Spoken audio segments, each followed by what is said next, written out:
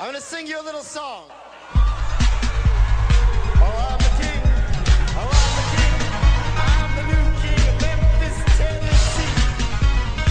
I was sitting at Capitol from a place not from here, and I came here for one reason, to attack and keep coming. He's got a puke! He's got a puke! Once again, thank you all for joining us here at Wrestling's Glory Days Weekly, coming to you from the Georgia Championship Wrestling territory here in Atlanta.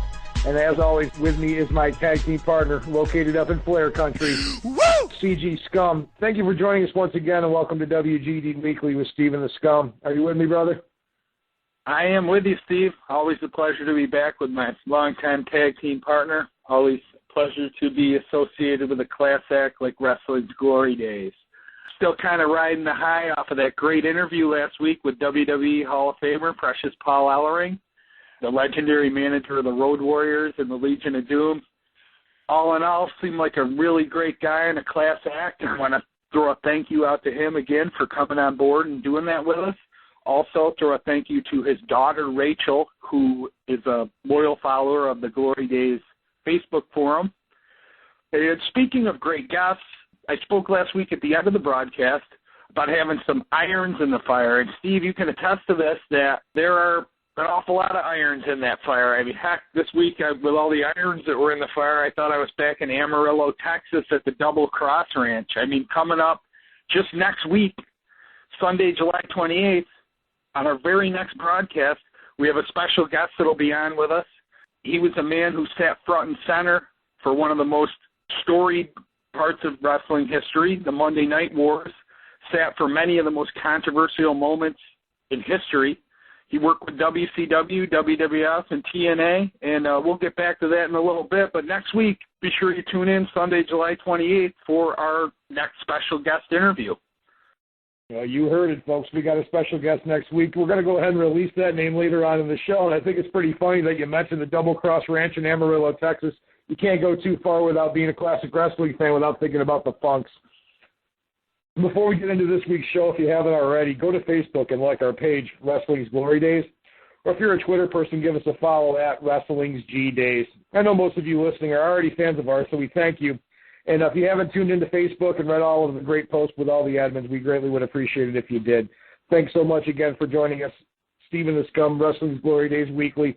How great was that interview with Paul Ellering last week, Scum?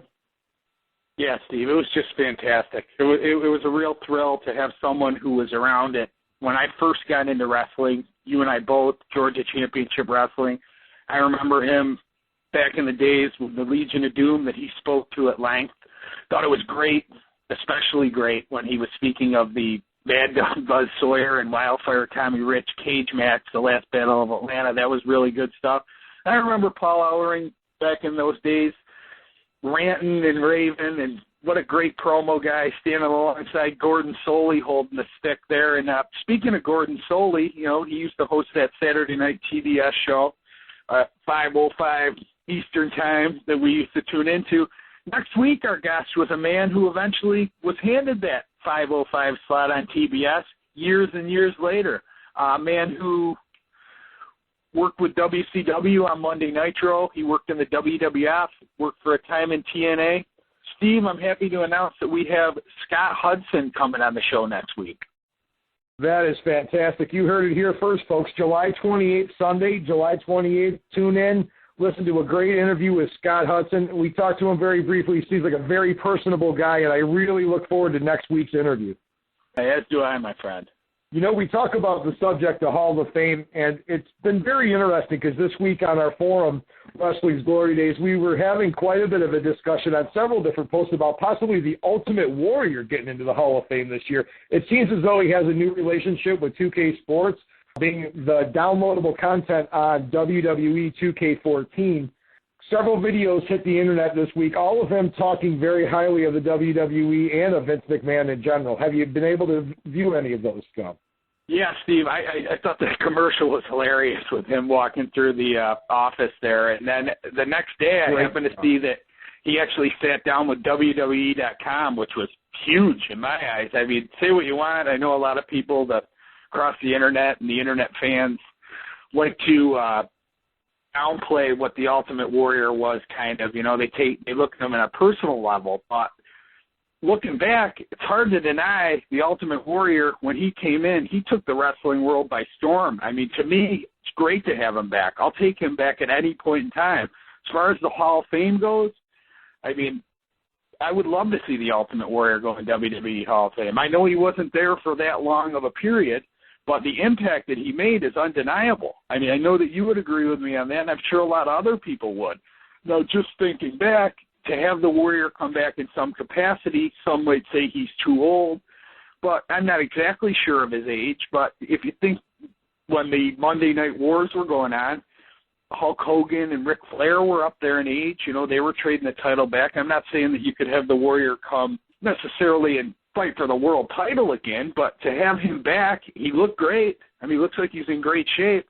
I mean, heck, getting back to the Hall of Fame talk that was on the web forum at Wrestling's Glory Days all week, I think I read another post, I believe Adam and Ron put on there, that kind of got the fantasy booker in me wondering a little bit, what if they did bring the Warrior back and had him in the Hall of Fame? And the post that Ron had put on the Facebook forum questioned people about another guy that kind of took the wrestling world by storm in a different era, Bill Goldberg. Now, can you imagine, Steve, if Warrior came out, he buried the hatchet with WWE, comes out on Raw. First off, the pop, regardless of what anyone says on the internet, the pop for the Ultimate Warrior, that music raging through and him running to the ring would be out of this world. And then he gets in there, he could come out, cut a little promo about how he came in, just like I would say, it took the wrestling world by storm like no other. And on that cue, Goldberg's music hits. Can you imagine the impact that would have if you had those two from different eras? Just make it a one-shot deal. Say what you want. I know the internet fans rip Goldberg. They rip the Ultimate Warrior. I'd buy a ticket to that one. How about you, Steve? Absolutely, all day long. Think about that, just like you said, when that music hits, that place is going through the roof. The roof is literally coming unglued from whatever the arena they're in whatever venue it is, too, if you think about it. Now, we talked about a WrestleMania moment, which clearly something like that type of a matchup would certainly end up at WrestleMania. But even down the road here at SummerSlam, very recently now he's in the news. I have no idea. I have no inside information. I'd love to see the Ultimate Warrior make some sort of return in any of these major pay-per-views. He'd be great in the Rumble. It'd be a perfect spot for him. Run out, go absolutely crazy, chuck like 3 people into the third row, turn around, get thrown out, and leave. Or eliminate himself because he's that nuts. That commercial he just did was outstanding, walking out of an elevator and immediately just attacking people. You know, his ability to identify him as a character, kind of interesting to me, is you see a lot of people that live their character in real life. The Ultimate Warrior, some will argue because he changed his name to Warrior. He only did that in a barbed event just to say that, you know, as a proof of point, my name is now Warrior, so how can you own it? It wasn't because he was delusional and thought he was really the Ultimate Warrior running around killing people. So, you know, it seems to me he's one of those few characters that we see that uses that word, character, or persona, in a light that he sees himself as someone different, maybe outside of the ring. So I've always found that interesting about him, and he's always done that. As far as Goldberg goes, I always love anyone that just comes out, screams and breaks people's limbs. So he comes out, his head's bleeding from bashing his own head off a locker room. You got that type of electricity. Meeting the Ultimate Warrior, that's an explosion that would certainly get every person on their feet in the arena. WrestleMania, a huge moment. And I think it would be, right now, it would maybe a little bit difficult simply because of Goldberg's disassociation. But if you can get over the Ultimate Warrior and Vince hump, if those two guys can somehow see eye to eye, honestly, I don't see that as a big deal with Goldberg. Eventually down the road, money talks, and like you say, and like they say in the business, Ultimate Warrior Goldberg at any WrestleMania would be money. Yeah, Steve, I again, more wishful thinking, and like I said, the fantasy booker in me that's saying that. Trust me, I'm not banking on Ultimate Warrior Goldberg. I'm just saying, since both came up on the Facebook forum this week, I got to thinking about it, and it just was something that I was throwing around in my head, so I figured I'd bring it up. Like you just said, if Warrior and Vince can get over the problems and all the bad things they said in that DVD, that hatchet job, the self-destruction of Ultimate Warrior that they put out, and they're back on terms where Warrior's on there saying how much he respects Vince, who's to say that Goldberg couldn't put it behind him? Not necessarily for a match, but for anything. Both of those performers, in some way, shape, or form, different eras, but they took the world by storm. And it would be a natural fit. I know they're a little older, but to me, I'd love to see it. And, something interesting that you bring up about the Ultimate Warrior, and going back again to this disassociation he had with the lawsuits and everything, I don't know if you've noticed this as kind of a trend, and it seems to be very evident to the long-term wrestling fan, that Vince McMahon and Hunter Helmsley, there's something going on backstage where, not even backstage, but just in Vince McMahon's life. I think he's at the age of maybe looking back on his life and age of reflection, so to speak, and he sees all these people that are huge to the fans and made him a lot of money. And I think that Triple H may be a part of it, maybe Stephanie, and maybe that's just my assumption from internet hearsay that Triple H would have anything to do with this at all. I know he was a big part of the Bruno Sammartino reuniting with the WWE, but still, if you read into that, I believe the only thing that happened prior to that night was a phone call, or it was a very quick meeting even at the Hall of Fame ceremony. So it seems like as the more and more Vince McMahon allows the rest of his family to run the company, it seems like they're thinking with some level heads and trying to get some of these major players that were huge parts of pro wrestling back in the glory days to come back to the WWE. And, of course, it's going to be based around money. And the people that comment about that on Facebook certainly make a point. And I guess it could be argued or it couldn't be. I mean, it all depends on how you look at it. But the way I see it, they're a big business, and they're there to make money. So I don't have any problem with any sort of ploy that involves making a profit, because the word profit is not a dirty word. It's a company, it's a business, and that's what they're there to do. I don't know if you'd agree with me or not there, Scum. I guess my point was Vince McMahon and the WWE are mending a lot of fences recently. Have you not noticed that? Well, I think that exactly what you said. Maybe he's getting up there in age and he's thinking more along the lines of giving back to the fans that were there to buy into his product. So even if there is a personal fence to mend there, maybe that's playing into it, whether it's Triple H or whether it's Stephanie, like you said. Maybe he looks at it like, hey, how long am I going to have to get Bruno to do this? Hey, Warrior was a big deal in his day. That's where I say with the Goldberg thing. Now, I know he wasn't that big and he wasn't there that long with WWE, but same thing. There's a lot of people that came up through that era, grew up in that era, younger fans.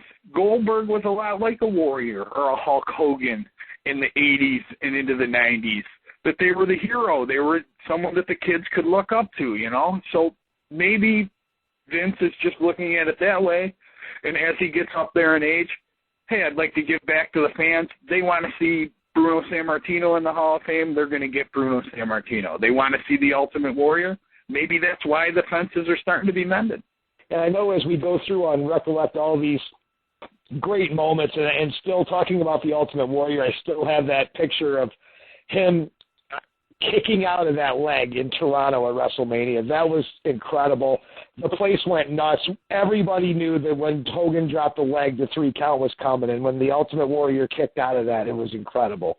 And that's something that we look back on, I know yourself and I do, as the glory days of wrestling. And I do know that, like the 5 moves of doom or pipe bombs or rating something 4 out of 10 is certainly not the glory days. But, what is? And, that brings us to a question we discussed, and we've even argued about this on the page back and forth, and that is, when are wrestling's glory days? Well, I think that is all kind of a matter of maybe opinion, but more so which era you grew up with. To you or I, because we're roughly the same age, I think the glory days that I would think of would be Bob Backlund's WWF title reign into the Hogan era, maybe into Warrior, who we were just speaking about, Harley Race and the NWA, into Ric Flair, the AWA still kicking, still one of the big 3, the world title of the picture, whether it was Nick Bockwinkel or Rick Martel. even into when Kurt Hennig was the champion there, the territories, the Mid-South, Georgia Championship Wrestling, world class. Those eras are the glory days that we grew up with. But I think you have to look at it also. A lot of the people that are on the Facebook forum or that are probably listening with us here that are in their 20s, how could that possibly be their glory days? Their glory days would have to be maybe Bret Hart and Diesel and Razor Ramon, or if they're a little younger than that, maybe even Stone Cold and The Rock and the NWO and WCW.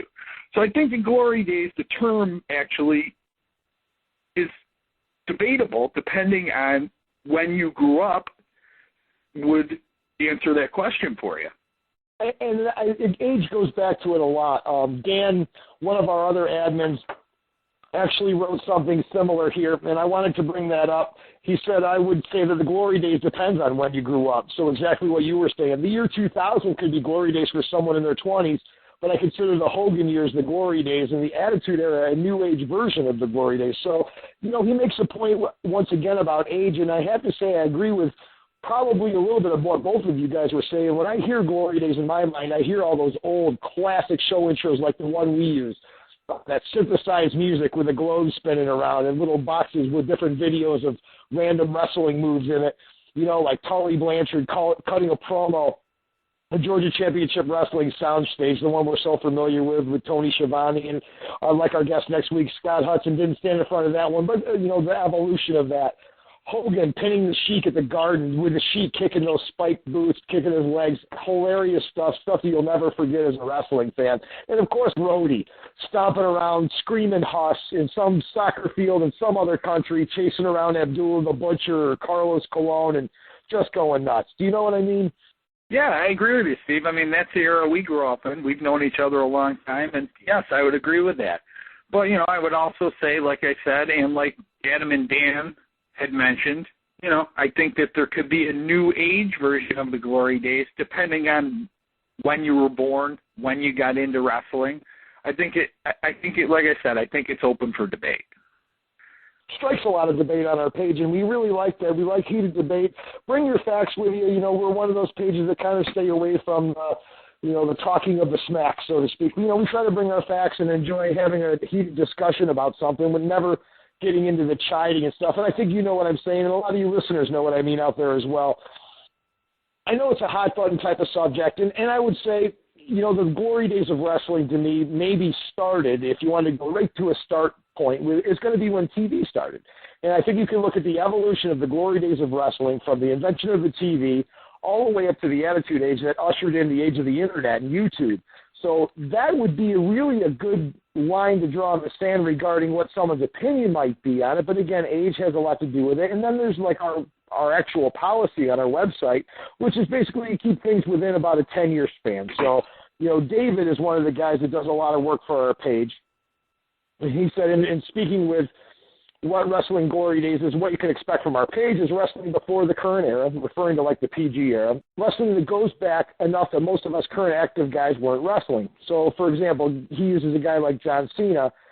He's a huge player now. He's the biggest man maybe in the game, other than maybe arguably CM Punk. But he hadn't risen to the top yet. He was still in that early stage, the rap gimmick, coming down to the ring with Bull Buchanan, stuff like that, which seems to generally be, at least 10 years or older. So, listening to what a couple of our admins had to say, along with our opinion, it seems as though the Attitude Era is viewed by some as the glory days of wrestling, but it'd be safe to say that the predominant amount of our readers feel that the age earlier than that is something that they would refer to as the glory days of wrestling. Sure, those are my thoughts exactly, too. I agree with both of the admins that you read their comments, and I agree with you. But here's one way of looking at it, too, Steve, if I could add this before we get on a little further, is that, sure, the glory days may have ended with the Attitude Era to someone your age, my age, and ushered in a new era. But it's hard to not say that a lot of fans, I know yourself and I have both talked about this at length, that there was a point in time maybe where, you got to that high school, college age and different things were going on, and we weren't necessarily watching as intently as we once did. So it's hard to not say that, much like yourself and I can speak to this because I know and I remember that, say when the NWO formed, Hogan turned bad. He turned and went with Hall and Nash. a lot of people that used to watch suddenly got back into it. Yeah, it opened up the door for the Attitude Era and a lot of new fans in the mainstream, and it brought in, and it was suddenly cool to watch wrestling. But I'm saying for the old school fan, that Hogan heel turn brought a lot of the old fans back, and suddenly we were reliving the glory days with Hogan, with Savage, and Flair was still there, and Piper came in, and Hennig came back. And so I guess you could say that ushered in a new glory days, right? It makes it's a valid point, and I think that what sometimes people forget when you got drawn back into this, it's like, are you freaking kidding me? Hogan is still around? Is that Ric Flair coming out going nuts? You couldn't believe all of the faces that you were still familiar with from back when you watched wrestling as a kid. And like you said, that early 90s, especially for me, it's a blur. The thing that sticks out for me from the early 90s is Ron Simmons winning the NWA title, or the WCW championship, excuse me. I think that's probably the most memorable thing that comes to mind when you talk about early 90s wrestling. And then, of course, you get later in and you talk about Scott Hall coming down the aisle. And for some reason, Vader going nuts in the WWF at that time, too, was something that was pretty crazy. He was off the chain at that point, just killing people. I think he did time in a Kuwaiti prison or something for going nuts. Yeah, I remember that. He was detained overseas for smacking around a talk show host and when they were on tour overseas. It was him and The Undertaker on the show. I remember when they would talk about that on Raw and give the update on Vader being in jail there.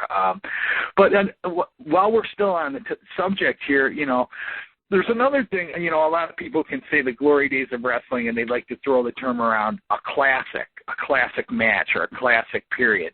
Now, to me, those are two different things, because you would have your own glory days, but I think the word classic, maybe you could tune in tomorrow night or Monday night and see a classic match, what you considered a classic match. Now, regardless of age, obviously the older stuff, the San Martino, Buddy Rogers, even up through the Hogan era of WWF. Classic stuff, a lot of classic stuff. Hogan and Andre the Giant, WrestleMania 3, Ricky Steamboat and Randy Savage. But how can you say that Hogan NWO turn is not classic? How can you say Scott Hall coming down on Nitro is not a classic moment? Steve Austin and Mike Tyson building up to WrestleMania 14. You can't say that's not classic. Goldberg winning the title from Hogan in the Georgia Dome. Mick Foley as Mankind and The Undertaker at Hell in a Cell. That might not be your glory days, but I'd be hard-pressed for anyone to sit here and try and convince me that those are not classic moments in wrestling. Even recently, you know me, I'm a huge fan, always have been, of Bret the Hitman Hart. A couple weeks ago, month or so ago, when they had Bret Hart Appreciation Night on Raw, to me, that was a classic moment, and always will be. So some people use the term glory days and lump it with the classics. Again, I think it's open for debate, but when you're talking classic, I don't think that's open for debate. Because those moments that I just said, if you say the Attitude Era is not the glory days, you are not going to convince me that Foley coming off that cage or Austin and Tyson in that scrum in the middle of the ring on Raw is not a classic moment. I agree. Vince pissing his pants comes to mind immediately. Sure, absolutely. A lot of the McMahon-Austin feud. That's some of the best wrestling television ever, regardless of what anybody wants to say about era. That's some of the best, funniest shit I have ever seen on wrestling television, without a doubt. And you know what's funny is just this year, I'm talking 2013, I believe shortly after WrestleMania, I went to 3 or 4 shows within about a month span, and I believe it was the one directly after WrestleMania. It was Phillips Arena. It was a Phillips Arena show after WrestleMania, and it was CM Punk versus Daniel Bryan. Now, everything you just talked about, every one of those moments are classic wrestling moments, but I believe your point was at any point in time there could be a classic, and I watched a pay-per-view quality match on a Monday Night Raw, and unfortunately unedited without any commercial interruption, and that was an absolute classic, about a 20-minute back-and-forth match. Fantastic stuff. And I believe you said it, there could be a classic at any time, but it doesn't necessarily mean that it's classic pro wrestling. Exactly what I was getting at. While we're on the subject, again, in the modern era, the main thing that's different is that interview, it's the shoot interviews, it's the internet, YouTube. You can go find all these characters that you either vilified or worshipped as a hero as a kid. But now they're sitting back and they're telling stories, and they're upset, or they're just telling a good old funny story like you'll hear from Paul Ellering, and you heard from Leilani Kaya, and you'll hear next week from Scott Hudson. It kind of takes away from the mystique and aura, so to speak, of the professional wrestler, and it takes away maybe from how you envision them. The insider term, I guess, is, kayfabe was broken. And I think that has something to do with how we view pro wrestling. So do you think that the modern era shoot interviews or the internet, along with like the way shows are being produced now, did that help end the glory days of wrestling to you? Well, honestly, Steve, that is something that I have a very strong opinion about, and I think you know that. And don't get me wrong, the forum Glory Days, that's an internet site. You can consider that. I've done my work with WrestleCraft, with the rewriting of the book. That's an internet site. And honestly, I read the sites. I read the rumors. I do watch the shoot interviews because, first and foremost, I'm a wrestling fan. But in the same token, I'm not one that reads spoilers and things like that, because when I watch the show, I think that the thing about the glory days of wrestling, whenever you consider that, whether it was the Monday Night Wars or whether it was before then, I think what made it special that has gone away as a result of the modern era that you speak of, the shoot interviews, the spoilers, the rumor sites, is the element of surprise is something that was always big in making wrestling as enjoyable as it was, to keep you guessing when you didn't know what was going on. You didn't know what was going on behind the scenes. So to answer the question, my take on the whole internet wrestling craze that I got started back in the late 90s, into 2000, is that it opened the door for the fans like you and I in some way to suddenly feel like they weren't just a fan and that they were a part of the business in some way. And I don't really mean that in a good way. I know many people who do what you or I do or the admins on the Glory Day page do, they forget they're fans because they created a page and they give their opinion, and they forget that what they are first and foremost is a wrestling fan and that anyone can do that. What it's eventually snowballed to, in my opinion, is to where you see just a real negative take on almost any news or any product or any performer that is involved in professional wrestling. And even worse, you have people that weren't watching, say, in 1998 or 99, or even before then. They read these opinions from a fan under the guise of some type of expert or insider or something that's involved in the wrestling business, when they're not. They're just a fan. And the people who weren't watching, that's what they form their opinion from, completely unwarranted, and they take it as gospel. I mean, let's take, for example, one of the most talked about and ridiculed moments in history, and I understand it was a big night where the ratings switched in the Monday Night Wars, was the night that the taped Raw Mick Foley won the WWF title. And on Nitro that night was when they reformed the NWO, the finger poke of doom, they call it, the Kevin Nash Hogan match, where Nash took the poke, went down, and the big swerve was that the NWO was reforming. Well, as a fan, again, I wasn't on the internet sites and stuff then. I watched that show cover to cover as a long-time standing fan. Yeah, when Shivani said that, I was interested to watch Mick Foley win the title. But you know what? I watched that Nitro cover to cover, and I thought it was great when they reformed the NWO. Didn't see it coming at all, not even when the show was going on, when they had Goldberg ushered out, and it was originally supposed to be a rematch from Starrcade, Goldberg-Nash. They had the whole storyline where Goldberg was brought over and Miss Elizabeth had set him up, and they said that he was harassing her.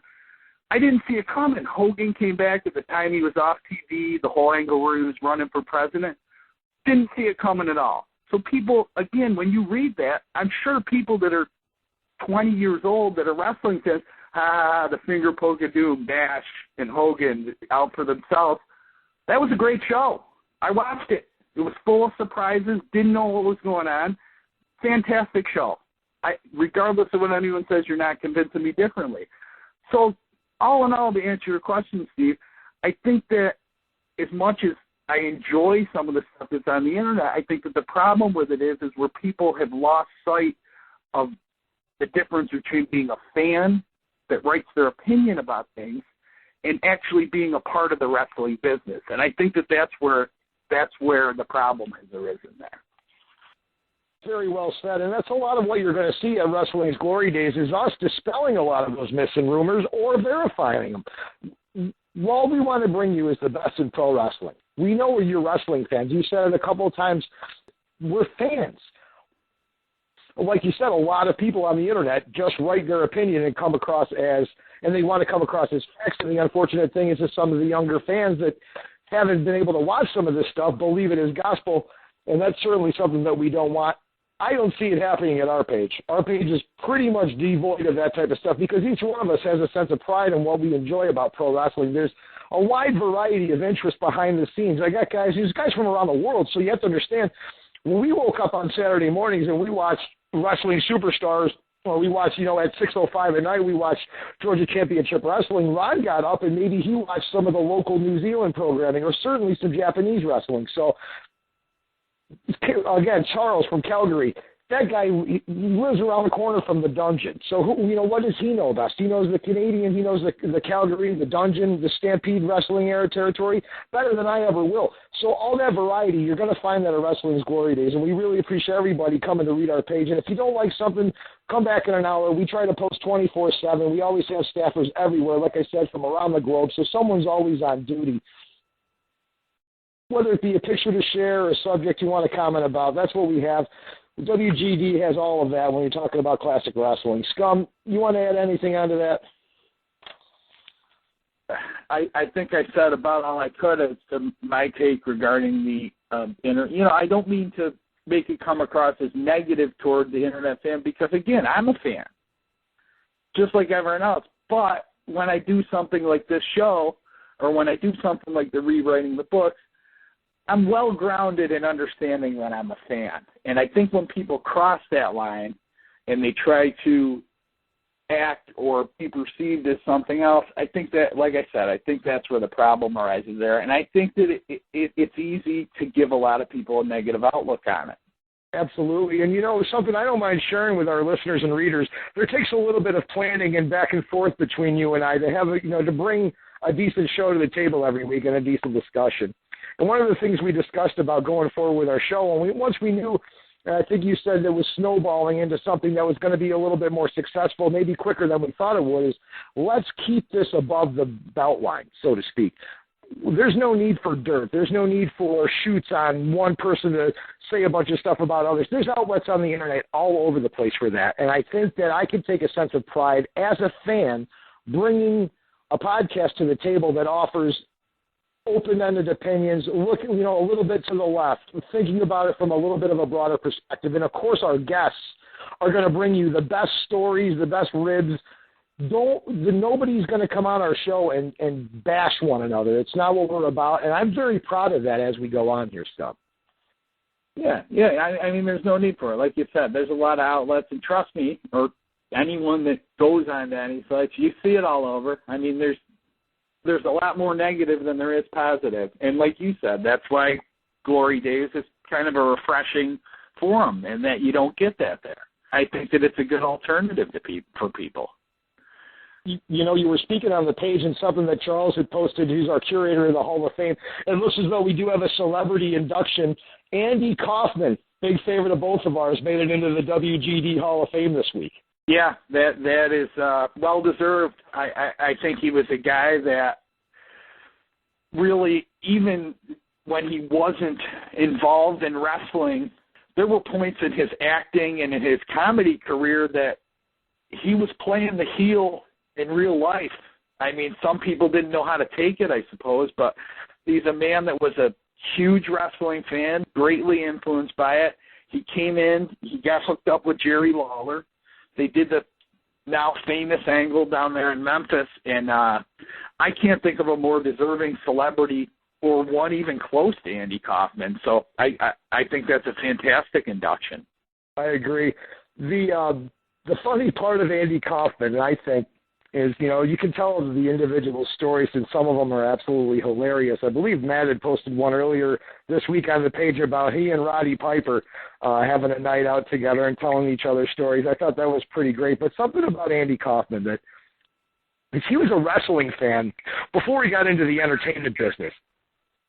So he took what he enjoyed about pro wrestling and took it and put it into his act and made it part of his persona the whole time in his career. You're looking at a guy, even if you're not a wrestling fan, if you go back now and look, you're looking at a guy that designed his whole professional acting career about being a heel pro wrestler. Yeah, pretty much. I mean, to speak to that point, I know I'm very well read on Andy Kaufman, as you know, the listeners probably know. But I'm a very big fan of his work. I have most of his work on either DVD that it's been released, even some of the stuff that was never released that years later was remastered and found and put onto DVD. I have a lot of that stuff. There was a Saturday Night Live when Andy had done the whole intergender wrestling champion deal where he was going around the country at comedy clubs and college campuses at his comedy shows. He was actually challenging women to come up there and wrestle, and then he was beating them. Now, he took it onto Saturday Night Live, and that's where people didn't quite understand that he was kidding, and he would never give up the act. He would never let on that he was just kidding, and it was supposed to be funny.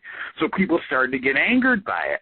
And speaking to how big of a fan he was, his favorite wrestler in his youth was the Nature Boy, Buddy Rogers, which, that was distraught, and he would point to his head, and I've got the brains, I'm from Hollywood, and that whole shtick. Well, on Saturday Night Live, when he took the intergender wrestling champion thing onto TV, live television, he brought Buddy Rogers and hired him and had him there as his manager. So Kaufman is standing here on Saturday Night Live, 11:30 p.m., primetime, NBC. I think it was the era of Eddie Murphy and that whole cast, Joe Piscopo, and here's Kaufman up there with Buddy Rogers standing next to him. He's in a leopard skin bathrobe, and he's challenging women out of the crowd. He actually did a contest where he had people write into Saturday Night Live, and he was selecting the women to come on and wrestle him. And the whole time he's got his childhood hero, Buddy Rogers, standing next to him. No one even knew who he was unless you were a wrestling fan. So that's how big of a fan that this guy was. So, again, if there's anyone that was ever a celebrity involved in wrestling, he's deserving. He should be, given that they've put people in that were not stars in WWE, and I know Andy never was under the WWE banner, but Andy Kaufman, if any celebrity deserves to be in the WWE Hall of Fame, Andy Kaufman does. We discussed the internet once again. You can go out and find stories of Vince McMahon really regretting the idea that he actually let Andy Kaufman go. Word has it that Andy Kaufman, and you could probably confirm this, being a little bit more of an expert than I am about Andy Kaufman, that he was friends with Bill Apter, and Bill Apter was going to introduce him to Vince McMahon, or he ended up meeting Jerry Lawler instead of Vince McMahon. Shed a little light on that story. For those who don't know Bill Apter, he was the Pro Wrestling Illustrated, that group of magazines back years and years ago. I know they're still around. He's not with that. He doesn't write for them anymore. He's not an editor with them anymore. But anyway, Andy Kaufman and Bill Apter, through Kaufman being at the shows where he was from down in the New York City area, apparently had formed some type of relationship. And Bill Apter was actually the one who contacted Jerry Lawler, and it wasn't Vince Jr., it was Vince Sr., who was a lot more serious. Vince Jr., when he came in, was all about the pomp and the circumstance. But Vince Sr. had the opportunity to get Kaufman, and because he thought it would make it look fake, quote unquote, did let him go. So Bill Apter said, well, I know this guy down in Memphis, and I think he'd jump on it. He contacted Jerry Lawler. He was interested. The rest is history. What you were speaking to, Steve, is I remember years ago in WWF's Raw magazine, and then at the time when Man on the Moon, the Kaufman biopic, was coming out, there were a lot of interviews, and that was finally where they let the guys down, that Kaufman and Lawler didn't actually hate each other, and that he wasn't actually hurt by the pile driver that he was given. So all those years later, 15 years later, they kept the act up, even after Kaufman was dead. But anyway, getting back to what you were speaking at, is Jerry Lawler told the story of Vince McMahon being on an airplane sitting next to him, Vince Jr., and saying, geez, I really missed the boat on that Andy Kaufman thing. I wish that I would have got my hands on it. So I think that was the story that you were getting at to begin with. Okay, great. Thanks for clearing that up. I know that the opportunity to go to New York, so to speak, to work with the McMahons was out there. And Vince Sr., as you said, definitely more of a businessman, and Vince Jr. more of a showman. Anyway, the rest is history, as they say, and down to Memphis he goes, and there's footage. And if you haven't seen any of this footage, folks, it is fantastic stuff, hilarious. The emotion in the crowd in Memphis at those shows were great. Women crying, going nuts all over the place. I know that was some great footage. We're going to have to cut our time short this week, but I wanted to let everybody know once again, next week, Sunday, July 28th, we have Scott Hudson, WCW, WWE, and TNA announcer joining us. We're very excited to have an interview with him. I would say that, Scum, we're going to have a busy week ahead of us getting some good questions together. You pretty excited for the interview next week? Certainly am. I think Scott will bring his A game to the show. He always seems to. He was always a great announcer, and I really look forward to that. Getting back to my earlier comment about feeling like I was back down in Amarillo with Perry and Dory Jr. at the Double Cross Ranch, Scott Hudson's just the tip of the iceberg, Steve. Still a lot of irons in that fire. We got some great guests lined up, and he's just the first of many. So the Steve The Scum show here on WGD Weekly, just starting to get rolling. We're just starting to make a name for ourselves here, and it seems like some of the talent is interested in coming and speaking with us. So a lot of great things to come, and I'm looking forward to it, really looking forward to next week. Sunday, July 28th, our show, Scott Hudson will be with us. That's right, folks. We're building the squared circle of dreams as opposed to the field of dreams, and if you build it, they will come. We got plenty of irons in the fire, like my man Scum says. Thank you once again for joining us here at WGD Weekly. I'm Steve. On behalf of the Scum, we're going to sign off for now, but don't forget, if you ever need some words of wisdom, take it from us. Scream ah, and if that doesn't work, scream huss. See you next time, folks. Hey, this is former WCW, WWE, and TNA announcer Scott Hudson, and you're with Steve and the Scum on WGD Weekly. Was, without a doubt, the worst episode ever. Rest assured that I was on the internet within minutes, registering my disgust throughout the world.